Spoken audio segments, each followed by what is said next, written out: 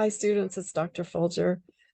Hey, I am just coming back from Washington, D.C. I've been at a conference this week where National Technology Leadership Summit. It's an organization that gathers leaders in educational technology, and we look at initiatives, major initiatives that are happening in the United States. And what we try to do is create sort of a convergence of efforts, actually, like some of you are trying to figure out how to do in your big goal questions, how to convene across a lot of different efforts across organizations, across domains that relate to your big problems. And one of the strands that we were investigating this year was artificial intelligence, and I have had such an enlightenment about generative artificial intelligence and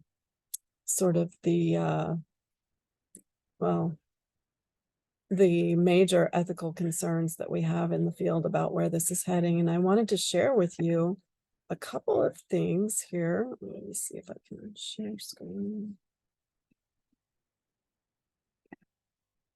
I'm really not an amateur at this. Just a little tired on a long delay, 3-hour extended overlay in Kansas City. Okay, share screen. So it was kind of interesting because what we did is we had 3 different sessions, and it ended up actually being 3 different sets of inquiry cycles that we did. So our first inquiry cycle, and there was about 40 of us. These were journal editors, CEOs, presidents of large national technology organizations, and leaders in some of these organizations as well. So our first session was, what are some obvious and hidden impacts and implications of these systems on education and our individuals and on society, social lives? That was a very interesting conversation. Oh, there we go. And then yesterday afternoon, we looked at what it takes to apply existing tools for thinking about technology and education to identify gaps in content theory and positionality. And then our third iteration ended up being a major conversation about whether we even should be promoting or not because of the significant ethical concerns that were out there. We were asked to read an article in preparation for this, and I'm going to send it out with this message because I don't know if it strikes anybody's fancy or not, but it really talks about what's inside the box of generative artificial intelligence and how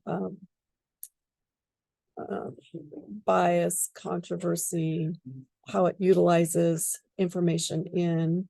And so when we're asking students in education to use these generative artificial intelligence features, we're actually supplying data for these systems. And then the other issue was, anytime you hit regenerate, it produces a whole completely different answer.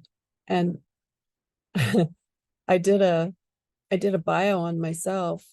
I asked it to write a short biography of, 250 words or something. And it said that I graduated from a university that I'd never been to before. So, it's really kind of scary to me to think about the experimentation that's going on here in generative artificial intelligence. And it's also really exciting to see the possibilities. So I'm going to send out this article just for kicks to see if, it's helpful to anybody, because it sure was enlightening for us. And I just wanted to share what I was up for in my inquiries this week. So the other thing I wanted to let you know of is that I took the information. Oops, here's what I want to show you first. I took the information out of the guidelines that I wrote for the last iterations that you did. Okay, and I noticed that some students did take me up on the suggestion of building a Word document, and it worked really easy for me to grade. I was just it was just really a lot easier to make sure that you met it was easier for you to make sure you met all the requirements and easier for me to grade simply because of these contextual cues of the headers. So we know that's a good writing strategy, right? So I went ahead and built out a template. If you want to use it, I'd be grateful. I think you'll be helped as well. So don't forget to add your big question and your next natural questions, your series of questions, because I love seeing how things kind of roll from one to the other. There's a couple of people who have written next natural questions all the way through to 10, and I wasn't clear how that was happening because these need to unfold in natural ways. Anyway, the way to use this template is to delete anything in brackets and add your own information. Okay. And then just as a side note, I added this little comment here as related to select your source selection.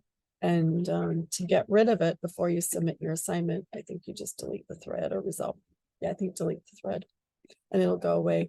Then you can submit as a Word document. Don't forget to do that. But this is good information for you to have. Okay, so gosh, I hope your weekends are going to be filled with whatever you want them to be filled with. And I'm hoping to be back in Phoenix in about 3 hours. All right, you all take care.